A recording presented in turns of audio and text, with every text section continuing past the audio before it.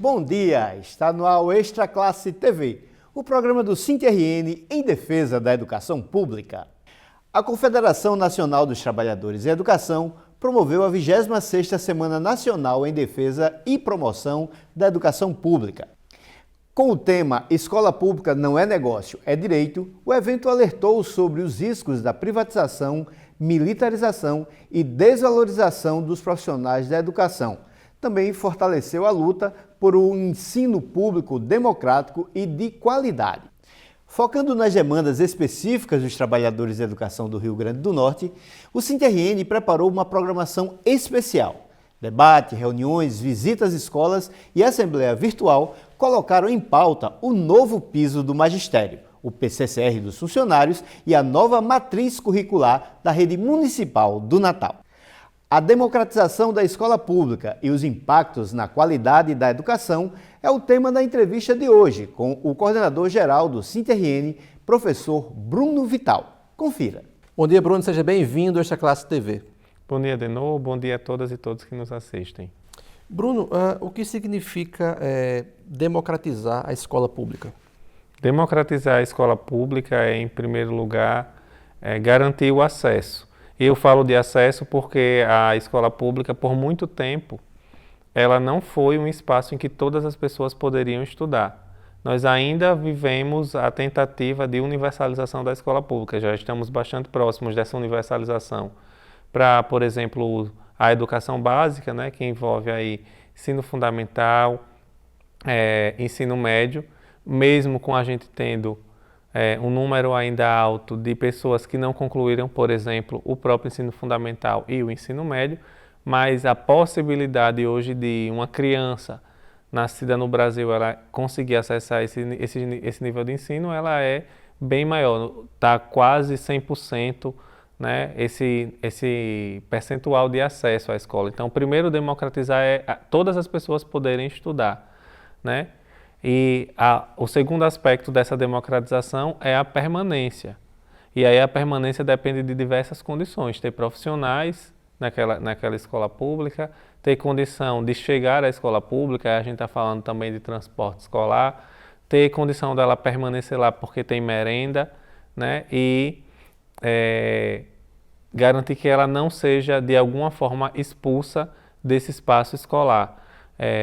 A gente pode falar, por exemplo, da política, né, mais recente do pé de meia, que é uma política que permite que o estudante, que é mais vulnerável, socialmente falando, ele possa ter garantia de ter recursos para se manter na escola e não precisar trabalhar, é uma forma da gente garantir a permanência. Isso vale muito para os estudantes do ensino médio, que muitas vezes precisam sair da escola para trabalhar, para poder ajudar a família, né? O pé de meia é uma política pensada para que esse estudante permaneça estudando, mas não apenas a questão de garantir um recurso financeiro para permanecer. A não permanência na escola se dá também quando a escola ela não sabe receber esses estudantes. E quando estou falando de não saber receber, não é simplesmente o fato de alguém não tratar bem na chegada, por exemplo, o estudante. Estou falando de perceber que a escola é um espaço de diversidade. Lá estão todas as religiões, lá estão todas as crenças, lá estão pessoas de diversas etnias, pessoas brancas, negras, né?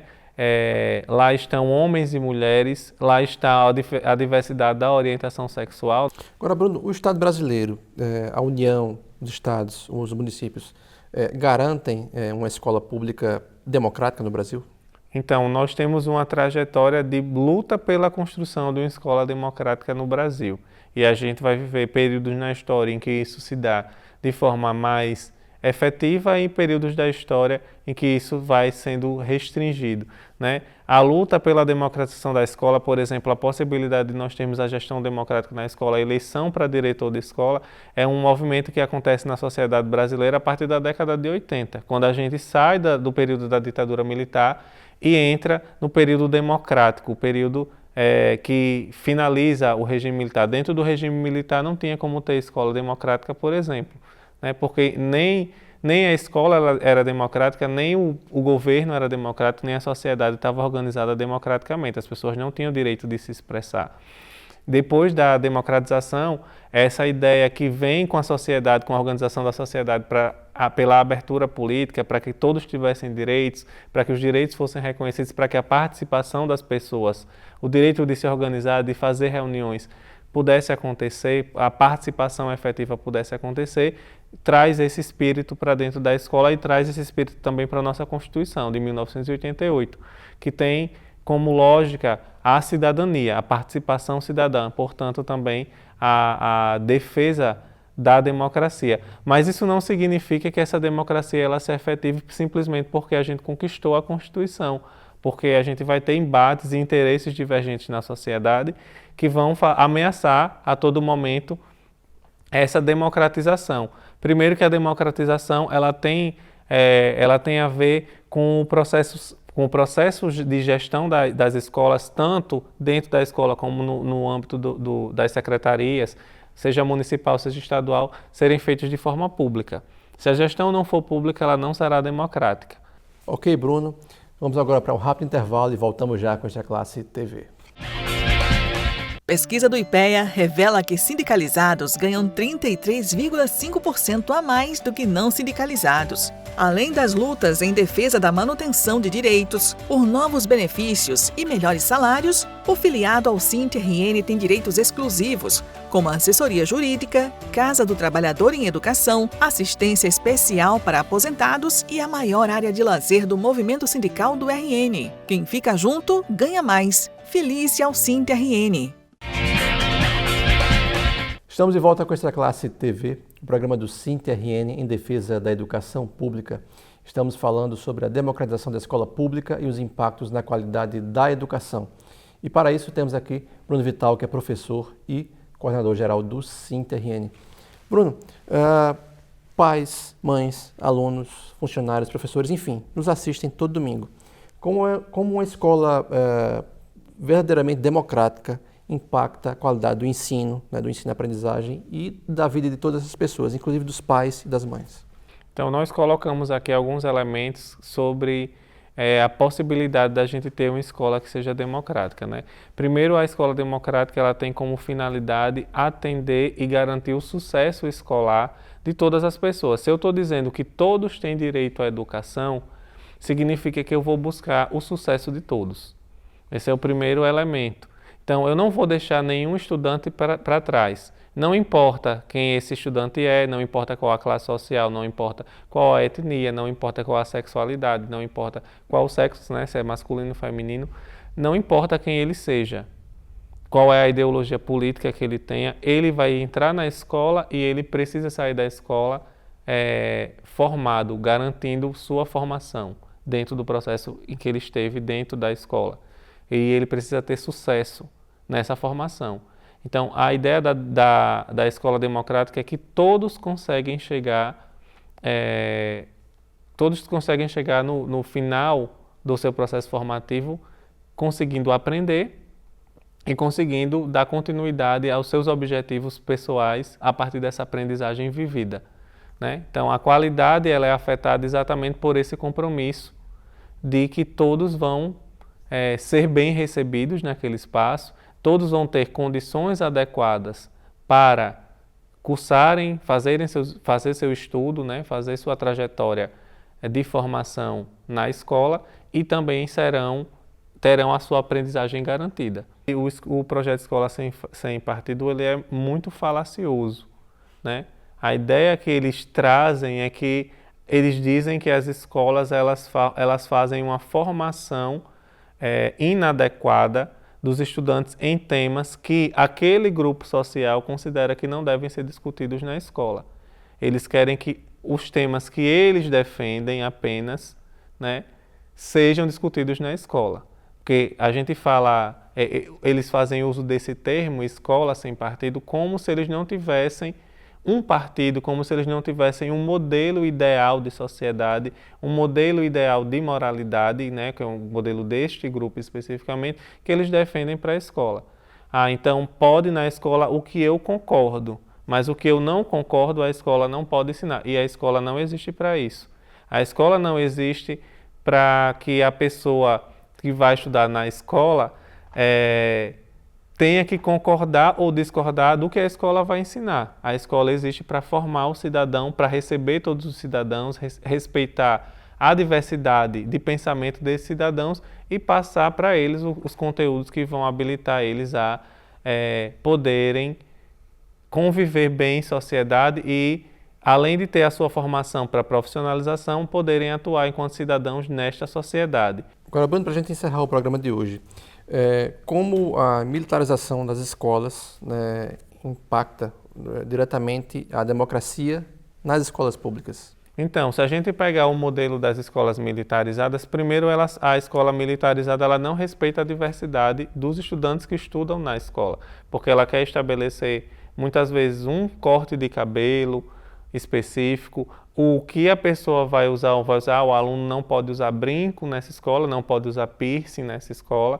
como se a escola tivesse esse papel, e ela não tem, né? E a escola não é um espaço em que a gente engole as ordens, a gente dialoga sobre as ordens. A autoridade ela é construída a partir da discussão, né? Do questionamento também e da discussão e do convencimento. Então, na democracia, a gente não manda as pessoas fazerem, a gente explica para as pessoas por que elas precisam seguir determinadas regras. E, a partir disso, elas vão estabelecer essa disciplina, porque elas vão entender que é melhor para elas e melhor para o coletivo.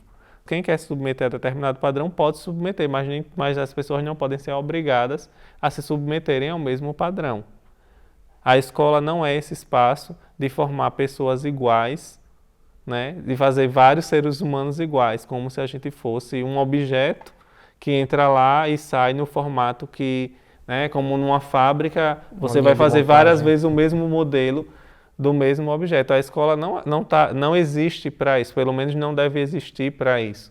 A escola deve existir para receber as diferentes pessoas, garantir o sucesso escolar dessas diferentes pessoas e dar condições para que a pessoa siga a vida dela da forma que ela achar mais adequada, com qualidade, né? Essa é a finalidade da escola. Então, a escola militarizada, ela tenta produzir um padrão de ser humano, que inclusive diz respeito à diversidade dos seres humanos que estão entrando ali naquele espaço, dentro de uma lógica de disciplina e autoridade, que não é o que garante para nós uma sociedade melhor, porque as pessoas precisam entender, inclusive, por que elas seguem determinada ordem, por que elas seguem determinada regra, por que elas seguem determinada disciplina ou rotina disciplinar. Bruno, muito obrigado pela sua participação nesta Classe TV de hoje. Obrigado de novo, obrigado a todos e todas que nos acompanharam. Fique agora com as notícias da semana. O SINTERRN recebe desde 14 de abril a documentação necessária para ingresso das ações judiciais que cobrarão os valores retroativos dos reajustes do piso referentes aos anos de 2023, 2024 e 2025. A medida contempla professores ativos e aposentados. A entrega da documentação é o primeiro passo para o ajuizamento das ações individuais. Os filiados do interior devem entregar a documentação diretamente nas regionais e núcleos do SINTERRN nos seus municípios. Acesse o site ou redes do sindicato e saiba os detalhes. Nesta terça-feira, 29 de abril, a CUT e outras centrais sindicais vão realizar em Brasília a Marcha da Classe Trabalhadora. A manifestação, que deve reunir milhares de trabalhadores de várias categorias, colocará em pauta o fim da escala 6x1, a isenção do imposto de renda para quem ganha até R$ 5.000, a revogação das reformas trabalhista e da Previdência, a valorização do salário mínimo, a ampliação dos direitos trabalhistas e a geração de mais empregos formais. Também vai pautar o piso salarial na carreira, entre outras demandas da educação.